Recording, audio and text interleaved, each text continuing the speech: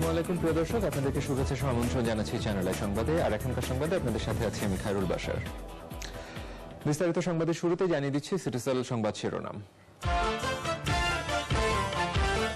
হজের খুতবায় জিহাদের নামে মানুষ হত্যা বন্ধের আহ্বান, মুসলিম উম্মাহ ও বিশ্বের শান্তি কামনায় 25 লাখ হাজির মোনাজাত।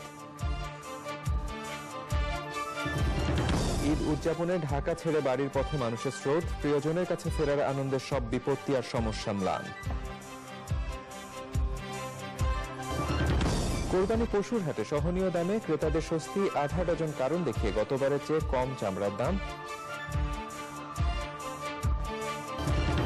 মার্কিন জিএসপি ফিরে পেতে আরো কিছু কাজের তাগিদ, জিএসপি ছাড়া টিকফা চুক্তি অর্থবহ হবে না মন্তব্য বাণিজ্য মন্ত্রীর।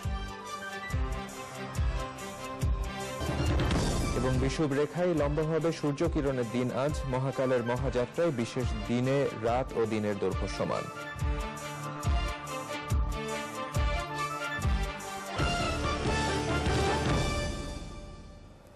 প্রিয় দর্শক, এছাড়াও নিটোল সংবাদে থাকবে অস্কারে বিদেশি ভাষা চলচ্চিত্র বিভাগে ইমপ্রেসের জালালের গল্প মনোনীত হওয়ার খবর।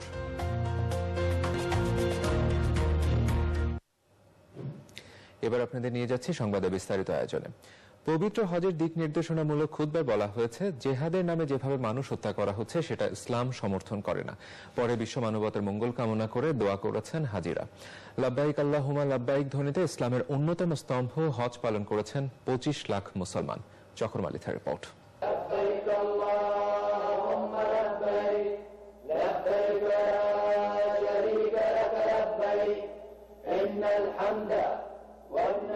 সেলাই ছাড়া দুই প্রস্থ ধবধবে সাদা কাপড় পরে মহান আল্লাহ রব্বুল আলামিনের দরবারে এভাবেই নিজের উপস্থিতি জানান দিচ্ছেন বিশ্বের বিভিন্ন প্রান্ত থেকে আসা নানা বর্ণের লাখ লাখ মুসল্লি।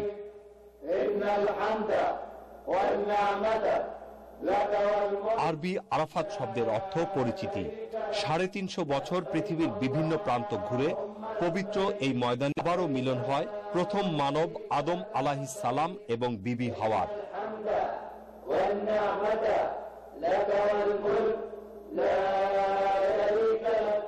ইহজগতের সকল ইচ্ছা, চাহিদা, আকাঙ্ক্ষা সবকিছু বিসর্জন দিয়ে পাপ মুক্তির আকুল প্রার্থনা নিয়ে মুমিন মুসলমানরা 3 দিকে পাহাড় ঘেরা 2 মাইল দৈর্ঘ্য ও 2 মাইল প্রস্থ আরাফাতের বিশাল প্রান্তরে।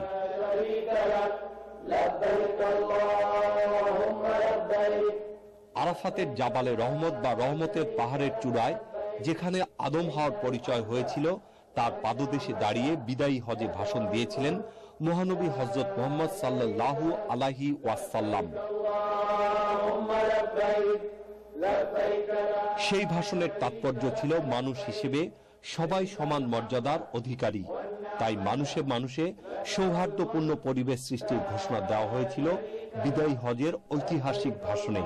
সেই ইতিহাসকে ধারণ করে প্রতি বছর আরাফাতে হাজির হন লাখো মুসল্লি। এবছর 1,07,000 জন বাংলাদেশি অন্য হাজিদের সঙ্গে এখন অবস্থান করছেন আরাফাত ময়দানে। আরাফাত ময়দানের মসজিদে নামিরা এবং বিভিন্ন দিক নির্দেশনা আরবি ইংরেজির পাশাপাশি গত কয়েক বছর ধরে বাংলায় লেখা।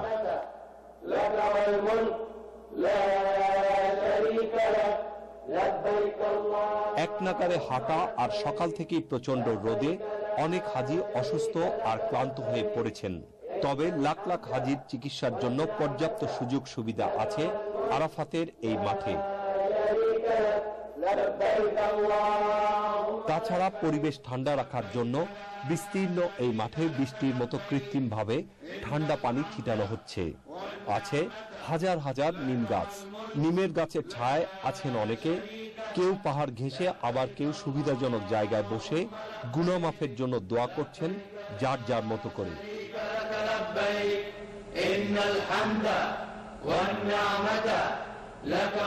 হজের আনুষ্ঠানিকতার মূল অনুষঙ্গ পবিত্র এই আরাফাত ময়দানের মসজিদে নামিরার মিম্বারে দাঁড়িয়ে বরাবরের মতোই খুতবা দিয়েছেন সৌদি আরবের গ্র্যান্ড মুফতি আব্দুল আজিজ আল শাইখ। বলেছেন নিজেদের অনৈক্যের জন্যই সারা পৃথিবী জুড়ে রক্ত ঝরছে মুসলমানদের।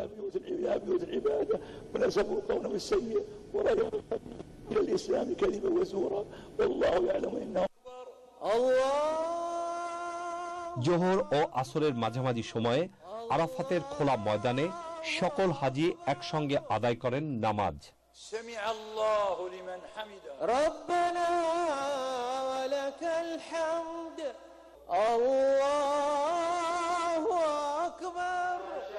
এরপর মুসলিম উম্মার শান্তি ও সমৃদ্ধি কামনা করে করা হয় মোনাজাত।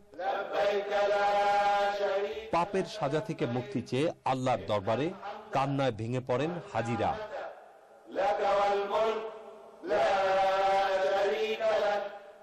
সূর্যাস্তের আগ পর্যন্ত এই ময়দানেই চলবে হাজিদের ইবাদত বন্দেগী। হজের নিয়ম অনুযায়ী সূর্যাস্তের সঙ্গে সঙ্গে হাজিরা রওনা হবেন পরবর্তী গন্তব্য 5 কিলোমিটার দূরে মুজদালিফার দিকে। মুজদালিফায় মাগরিব ও ঈশার নামাজ আদায় করে সেখানেই খোলা আকাশের নিচে রাত্রি যাপন করবেন আল্লাহর মেহমানরা।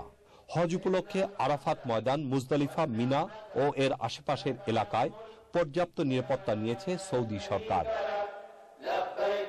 চকর মালিথা, চ্যানেল আই।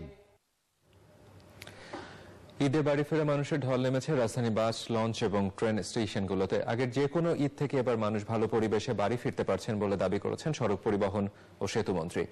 রিপোর্টে জানাচ্ছেন কাজী এমদাদ। মাঝে মাত্র একদিন, এরপরই খুশির ঈদ। ঈদের খুশিকে পরিবারের সবার সঙ্গে ভাগ করে নিতে নিজ বাড়ির পথে রাজধানী ঢাকার মানুষ। গাবতলী, সায়েদাবাদের মতো বড় বড় বাস টার্মিনালগুলোতে তাই যাত্রীদের উপচে পড়া ভিড়।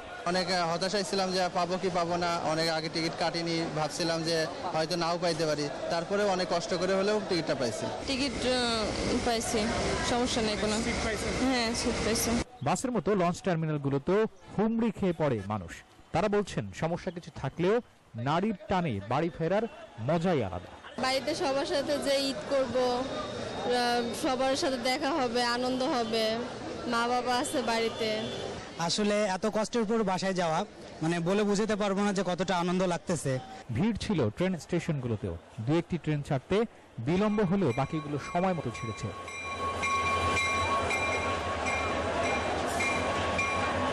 আর সকাল থেকে এই পর্যন্ত স্বতঃস্ফূর্তভাবে কিন্তু মানুষ যাচ্ছে। আর কম বেশি বেশিরভাগ ট্রেনেই যথাসময়ে গেছে, হয়তো 10-15 মিনিট বিলম্ব। আর একটা ট্রেন একটু বেশি বিলম্ব গিয়েছে, এটা হলো ধূমকেতু। সায়েদাবাদ বাস টার্মিনাল পরিদর্শন করে যোগাযোগ মন্ত্রী ওবায়দুল কাদের বলেন, দু একটি ব্যতিক্রম ছাড়া এবার সবাই শান্তিতে বাড়ি যেতে পারছে।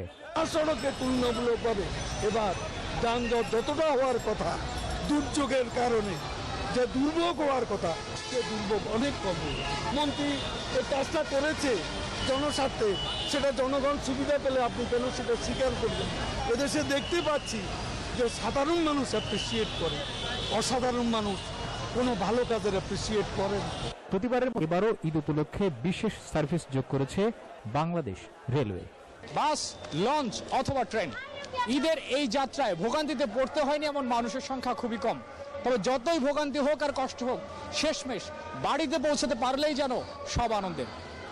কমলাপুর রেল স্টেশন থেকে কাজী এমদাদ, চ্যানেল আই। ঈদের শেষ সময় এসে রাজধানী কোরবানি হাটগুলোতে ক্রেতা বিক্রেতাদের পদচারণায় পুরোপুরি জমে উঠেছে। বড়, মাঝারি ও ছোট সব ধরনের গরুর দাম রয়েছে সহনীয় পর্যায়ে। সাধ্য ও সাধ্যের মধ্যে থাকাই পছন্দের সব পশু কিনে খুশি ক্রেতারা। শাকির আদনানের রিপোর্ট। রাজধানীর পশুর হাটগুলোতে সকাল থেকে ক্রেতাদের উপচে পড়া ভিড়। ট্রাকে ট্রাকে হাটগুলোতে এখনো অনেক গরু আসছে। টানা কয়েকদিন রাজধানী কোরবানির হাটগুলোতে পশু বিক্রি তেমন একটা হয়নি। ঈদ একদম দোরগোড়ায় চলে আসায় বিভিন্ন হাটে নিজের পছন্দের পশুটি কিনতে ঘুরছেন ক্রেতারা। দাম মোটামুটি বাজার দর ঠিক আছে, খুব একটা বেশি না। হ্যাঁ, হ্যাপি। বড় আকারের গরু পাওয়া যাচ্ছে 75,000 টাকায়, মাঝারি আকারের পাওয়া যাচ্ছে 35,000 এবং ছোট আকারের গরু পাওয়া যাচ্ছে 25 থেকে 30,000-এর মধ্যে। মোটামুটি প্রচুর গরু আছে, রিজনেবলও আছে।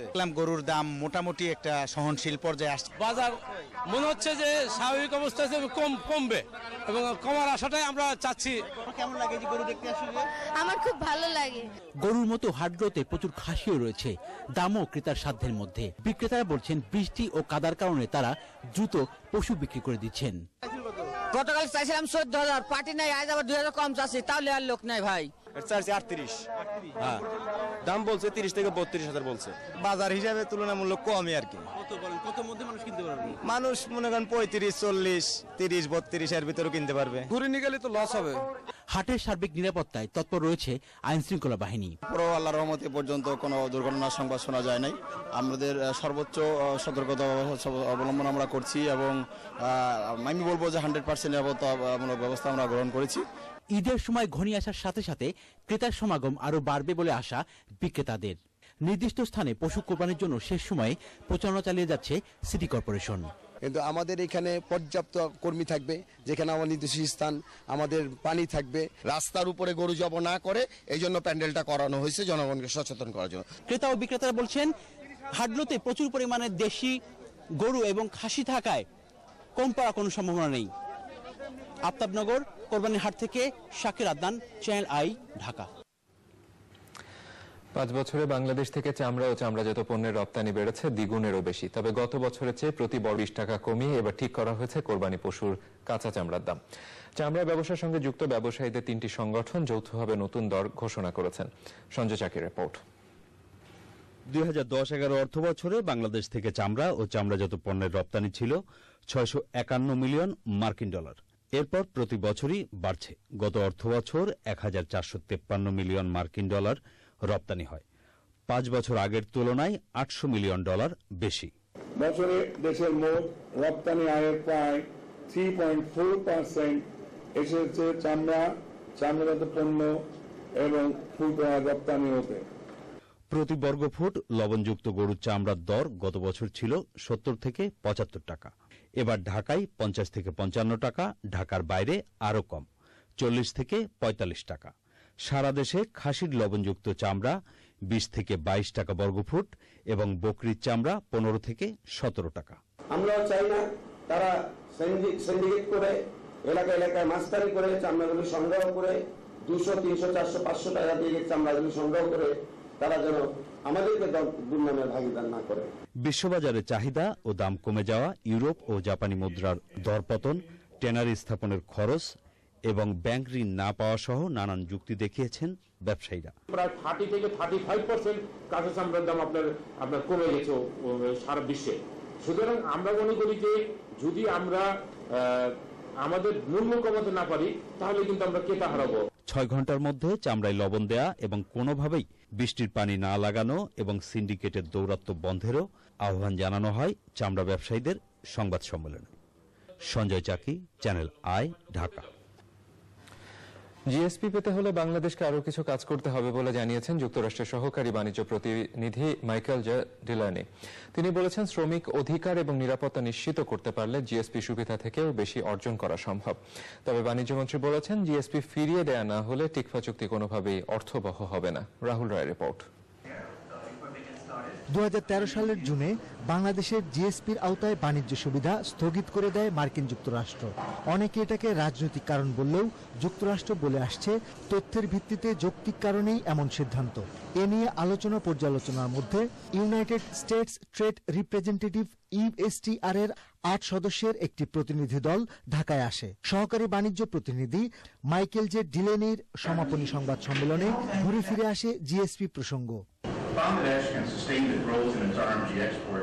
জিএসপি অ্যাকশন প্ল্যানের বাকি কাজ সম্পন্ন করে বাংলাদেশ তৈরি পোশাক রপ্তানি খাতে প্রবৃদ্ধি ধরে রাখতে পারবে এবং তৈরি পোশাক খাতে উচ্চমূল্য সংযোজন করে উপরে উঠতে পারবে।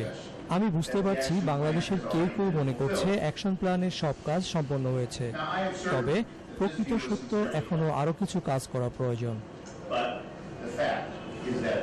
বাণিজ্য মন্ত্রীর সঙ্গে বৈঠক করে প্রতিনিধি দল। মন্ত্রী জানিয়েছেন, জিএসপি নিয়ে কথা হয়েছে। তারা বললো টিকফার মিটিং হবে নভেম্বর মাসে।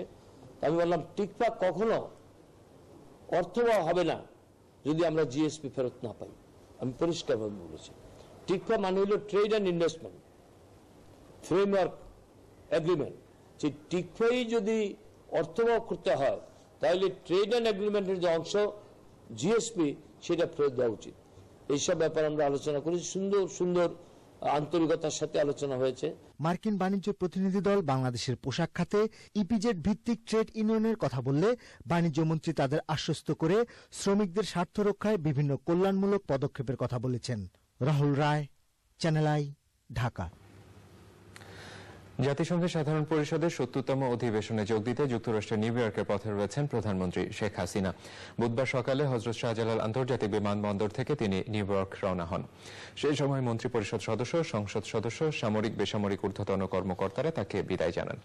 ৩০ সেপ্টেম্বর সাধারণ অধিবেশনে বক্তৃতা করবেন প্রধানমন্ত্রী। এছাড়া তিনি মার্কিন প্রেসিডেন্ট বারাক ওবামার সঙ্গে কয়েকটি অনুষ্ঠানে অংশ নেবেন। চ্যাম্পিয়ন অব দ্য আর্থ এবং ITU পুরস্কারও গ্রহণ করবেন প্রধানমন্ত্রী শেখ হাসিনা। ৩রা অক্টোবর লন্ডন হয়ে তার দেশে ফেরার কথা রয়েছে। বছরে এমন দুটি দিন আসে যখন পৃথিবী তার অক্ষের উপরে একবারে সোজা হয়ে যায়। তখন বিষুবরেখার উপরে লম্বাভাবে সূর্যরশ্মি এসে পড়ে এবং দিনরাত্রির দৈর্ঘ্য সমান হয়। মহাকালের যাত্রায় আজ ২৩ সেপ্টেম্বর সেই বিশেষ দিনের একটি, যাকে বলা হয় শারদ বিষুব। পূর্ব আফ্রিকার উগান্ডা বিষুবরেখার উপর থেকে মহাকালের এই রহস্য যাত্রার খোঁজ জানিয়েছেন শাইখ সিরাজ। ধরে নিন এই হলুদ চিহ্নটি একটি অদৃশ্য সুতো হয়ে প্যাচ দিচ্ছে পৃথিবীকে। এটি বিষুবরেখা। পৃথিবীর অন্তত ১৪টি দেশের স্থলভাগ ছুঁয়ে গেছে এই বিষুবরেখা। Colombia, Brazil, Congo, Uganda, Kenya, Somalia, মালদ্বীপ, ইন্দোনেশিয়া। তার মধ্যে পূর্ব আফ্রিকার দেশ উগান্ডাই যেন বিষুবরেখার উপস্থিতি জানান দেয় পাকাপোক্তভাবে। এই জায়গাটির উপর দিয়ে বিষুবরেখা চলে গেছে, যে বিষুবরেখা পৃথিবীকে দুভাগে ভাগ করেছে। পৃথিবীর এই অদৃশ্য রেখার ভাগ টের পেতে আপনাকে নিতে হবে বিজ্ঞানের আশ্রয়। হিসাব পাকা। বিষুবরেখার দক্ষিণের পানির পাক ঘুরবে ঘড়ির কাঁটার উল্টো দিকে বা বাদিকে, আর উত্তরে ঘুরবে ঘড়ির কাঁটার সোজা দিকে বা ডান দিকে। We are going to see what you call geographical water experiment. Yeah. Can I put it here? Yeah. Anti-clock. The southern hemisphere. Southern hemisphere. It's in the anti-clock. And now we need to do it on the line. Okay. Let's prove it on the line and see what exactly happens. বলা হচ্ছে এটা হচ্ছে zero Latitude, একেবারে বিষুব রেখা। এখানে ক্লকওয়াইজও ফুলটা যাবে না, anti ক্লকে যাবে না।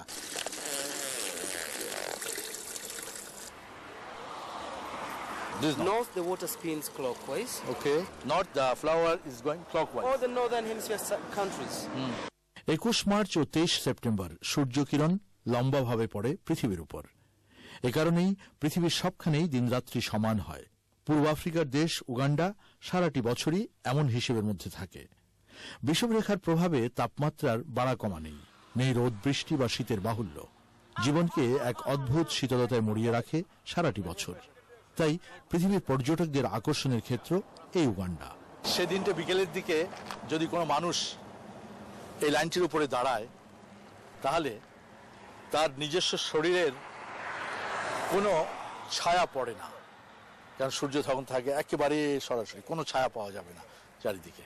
বিষুবরেখার কেন্দ্রে দাঁড়িয়ে অকারণেই কিছুটা গা ছমছম করে, কারণ আপনার ওজন যাই হোক, বিজ্ঞানসম্মত কারণে একমাত্র এখানে আপনি কমে যান আপনার দেহের ওজনের 3 ভাগ। You are lighter by 3%. The body weight. আমি দাঁড়িয়ে আছি এই জিরো ল্যাটিটিউডের বিষুবরেখার উপরে। 97, যদি আমার 100 কেজি হয় 97, আমি যদি ঠিক এই পাশে চলে আসি আমি আগের ওয়েটে চলে আসছি। আবার যদি এখানে দাঁড়াই আমি 3% কমে যাচ্ছি। আবার যদি এখানে দাঁড়াই আমি আগের ওয়েটে চলে আসছি। এটাই সৃষ্টির এক অলৌকিক আশ্চর্য। মহাজাগতিক রহস্যের এক অন্যতম আবিষ্কার এই বিষুবরেখা, যেখান থেকে পৃথিবী, সূর্য এবং সকল দেশের গতি প্রকৃতিকে আলাদা করা যায়, যার ফলে বিষুবরেখাকে কেন্দ্র করে উগান্ডার এই স্থানে এত পর্যটকদের সমাগম। উগান্ডার কুয়েবুয়ে থেকে শাইখ সিরাজ, চ্যানেল আই। এবারে সামিট আন্তর্জাতিক সংবাদ।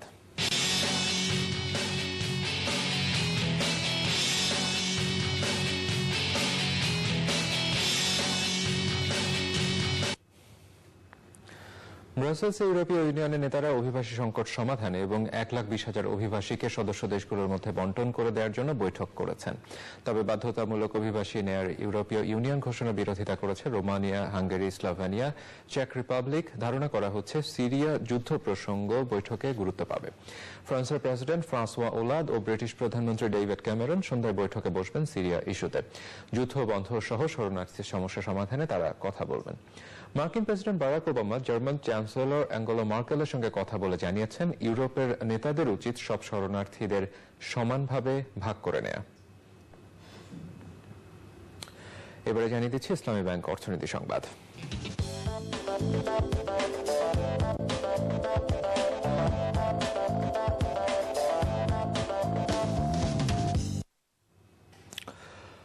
অর্থনৈতিক মন্দাভাব কাটিয়ে ওঠার জন্য বৈদেশিক বাণিজ্য চালু করার ঘোষণা দিয়েছে চীন। বর্তমানে যুক্তরাষ্ট্র সফরে আছেন চীনা প্রধানমন্ত্রী। চীনে বিনিয়োগ করতে যুক্তরাষ্ট্রের বিভিন্ন কোম্পানিকে স্বাগত জানিয়েছেন প্রধানমন্ত্রী শি জিনপিং। যুক্তরাষ্ট্র সহ অন্যান্য দেশ চীনকে সহায়তা করবে বলে আশা প্রকাশ করেছেন চীনা প্রধানমন্ত্রী। ইন্টারনেট হ্যাকিং বন্ধ করতে ওয়াশিংটনের সঙ্গে একযোগে কাজ করার কথাও বলেছেন তিনি। এ বিষয়ে শুক্রবার হোয়াইট হাউসে মার্কিন প্রেসিডেন্ট বারাক ওবামার সাথে বৈঠক করার কথা রয়েছে চীনের প্রধানমন্ত্রীর। এবারে জানাচ্ছি নিটোল টাটা বিশেষ সংবাদ।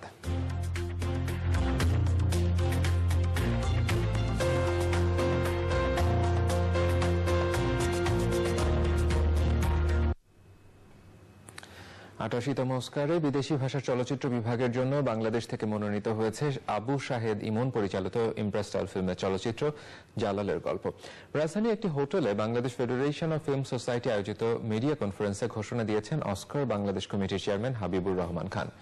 এবছর থেকেই একাডেমি অ্যাওয়ার্ডে প্রথমবারের মতো বাংলা ভাষায় নির্বাচিত চলচ্চিত্র জমা দেওয়ার সুযোগ রাখা হয়েছে। অনুষ্ঠানে অস্কার বাংলাদেশ কমিটির সদস্যরা ছাড়াও জালালের গল্প চলচ্চিত্রের প্রযোজক ফরিদুর রেজা সাগর ও চলচ্চিত্রের কলাকুশলীরা উপস্থিত ছিলেন। এবছরই বাছাই প্রক্রিয়ায় ইমপ্রেস টেলিফিল্ম প্রযোজিত 3টি চলচ্চিত্র অংশগ্রহণ করে। তার মধ্যে থেকে জালালের গল্প মনোনীত করেছে অস্কার বাংলাদেশ কমিটি।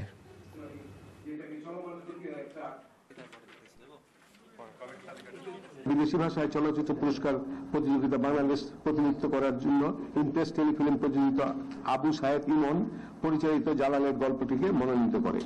অন্য সময় অনলাইনে সব ইংরেজিতে পাঠাতে হতো, এবার আমাদের ভাষাটাকে ওরা স্বীকৃতি দিয়েছে যে না, বাংলাদেশের ছবি বাংলা ভাষায় আসতে পারবে, অ্যাপ্লিকেশন আমরা বাংলায় ফর্ম ফিল আপ করতে পারবো।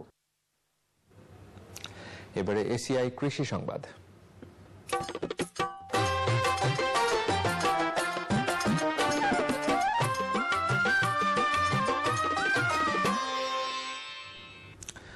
নেত্রকোনায় টমেটোর আবাদ বেড়েছে। এখন শুধু শীতকালেই নয়, 12 মাসই আবাদ হচ্ছে টমেটো। বাজার মূল্য ভালো হয়, আর্থিকভাবে লাভবান হচ্ছেন কৃষক।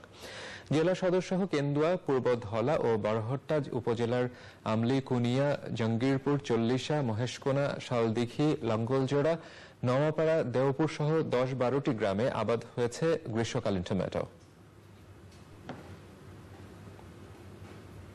এবারে পপুলার লাইফ ইন্স্যুরেন্স বাণিজ্য সংবাদ।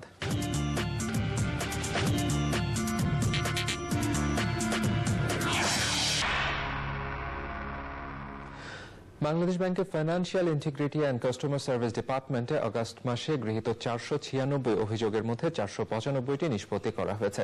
অভিযোগ নিষ্পত্তির হার 99.79%। এর মধ্যে সাধারণ ব্যাংকিং বিষয়ক অভিযোগ 220টি, ঋণ ও অগ্রিম সংক্রান্ত 95টি, মোবাইল ব্যাংকিং সংক্রান্ত 13টি ও রেমিটেন্স সংক্রান্ত 11টি অভিযোগ ছিল। ঈদুল আজহায় মুক্তি পেতে যাচ্ছে ইমপ্রেস স্টাইল ফিল্মের 2 চলচ্চিত্র, শাহরিয়ার নাজিম জয় পরিচালিত প্রার্থনা এবং আশরাফ শিশির পরিচালিত গাড়িওয়ালা। একই সঙ্গে কথা সাহিত্যিক হুমায়ুন আহমেদের উপন্যাস অবলম্বনে ইমপ্রেসের নতুন চলচ্চিত্র কৃষ্ণপক্ষ নিয়ে প্রথমবারের মতো পরিচালনায় আসছেন মেহের আফরোজ শাওন। রিপোর্টে জানিয়েছেন রোকসানা আমিন। নিপুণ শব্দে মধ্যবিত্তের জীবনের গল্প বুনে যাওয়া এক অনন্য কারিগর, নন্দিত কথা সাহিত্যিক হুমায়ুন আহমেদ। আসছে 13ই নভেম্বর কালজয়ী প্রয়াত এই লেখক এবং নির্মাণের মহাকারিগরের জন্মদিন।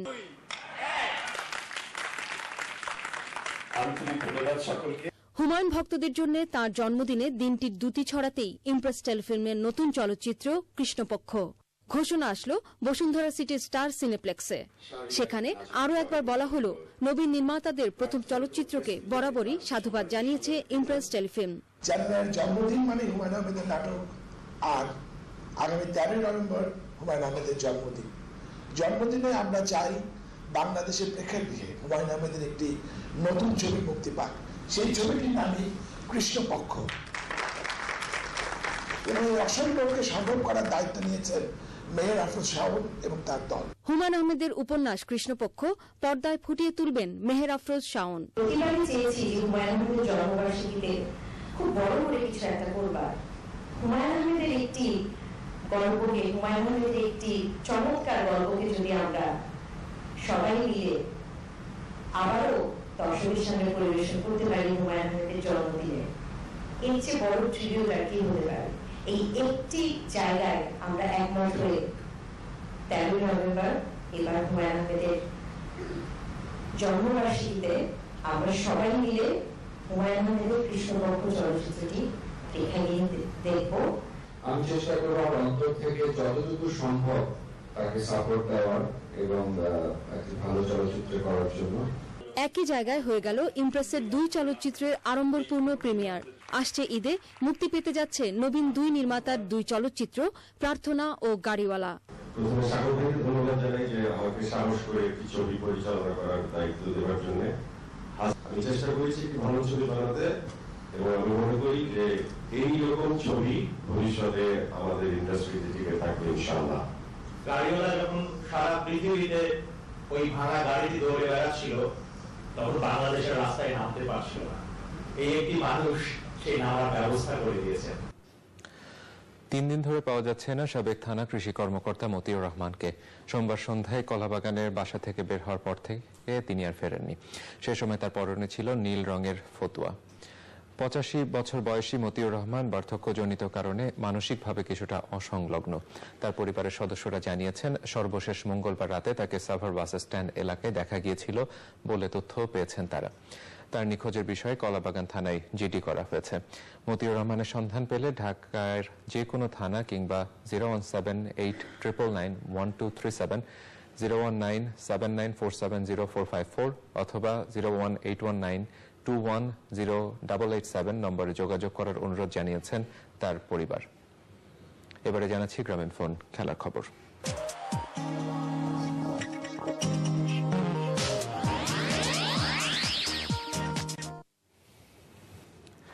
আসন্ন সিরিজগুলোর আগে আরো বেশি ম্যাচ খেলতে পারলে প্রস্তুতিটা আশানুরূপ হতো বলে মনে করেন বাংলাদেশ নারী ক্রিকেট দলের অধিনায়ক সালমা খাতুন। তবে পাকিস্তানের বিপক্ষে কদিন পরে শুরু হতে যাওয়া সিরিজে নিজেদের পছন্দের কোনো দিক দিয়েই পিছিয়ে রাখছেন না সহ অধিনায়ক জাহানারা আলম। বিস্তারিত তামান্না তৃষা রিপোর্টে। পাকিস্তান সফরের জন্য অনেকটা সময় অপেক্ষা করতে হয়েছে টিম টাইগ্রিসকে। তাই সফর নিশ্চিত হওয়ার পর থেকে বাড়তি উৎসাহ সালমা বাহিনীর। ঈদের আগে শেষবার নিজেদের ফিটনেস টেস্টের সময় বেশ সিরিয়াস দলের 15 সদস্য। এবছরের নভেম্বরে সাউথ আফ্রিকার বিপক্ষে হোম সিরিজ টিম টাইগ্রিসের, তাই প্রস্তুতি হিসেবেও কাজ করবে পাকিস্তান সফর। আমি বলবো ওয়ার্ল্ড কাপ কোয়ালিফায়ার সাউথ আফ্রিকার আগে এই যে আমরা যাচ্ছি এটা আসলে আমাদের খুবই ইম্পর্টেন্ট। মানে এই ইম্পর্টেন্টটা আসলে আমরা মনে করি যে খুবই দরকার ছিল। এটা যদি আরো আগে হতো আমাদের জন্য আরো বেনিফিট হতো, কারণ যদি আরো অন্য কোনো দেশের সাথে আমরা খেলতে পারতাম আরো ভালো হতো। সহ অধিনায়ক অবশ্য পাকিস্তান সফর নিয়েও বেশ আশাবাদী। পাকিস্তানের সঙ্গে আগের খেলার অভিজ্ঞতাগুলো কাজে লাগবে এই সফরে সাফল্য আনতে। আমরা আগামীতে যে টিমের সঙ্গে খেলতে যাচ্ছি আমরা অলরেডি অনেক ম্যাচ খেলে ফেলেছি এবং আমরা প্রত্যেকটা ব্যাটসম্যান বোলারকে চিনি। সেই ওয়াইজ আমরা প্র্যাকটিসও করেছি। বিগত 1.5 মাস আমরা প্র্যাকটিস করেছি, প্রচুর হার্ড ওয়ার্ক করেছি, কন্টিনিউয়াস ইন্ডিভিজুয়াল ওয়ার্ক করেছি। আশা করছি আমরা তাদেরকে চেষ্টা করব আটকে দেওয়ার জন্য।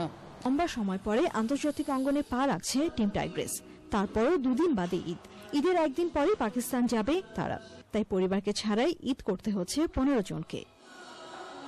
আসলে এইরকম আমাদের অনেকগুলাই ট্যুর হয়েছে বা খেলা ছিল সামনে, যে ঈদ রেখে আমাদের বাসায় আমরা অনেক ঈদই করতে পারিনি।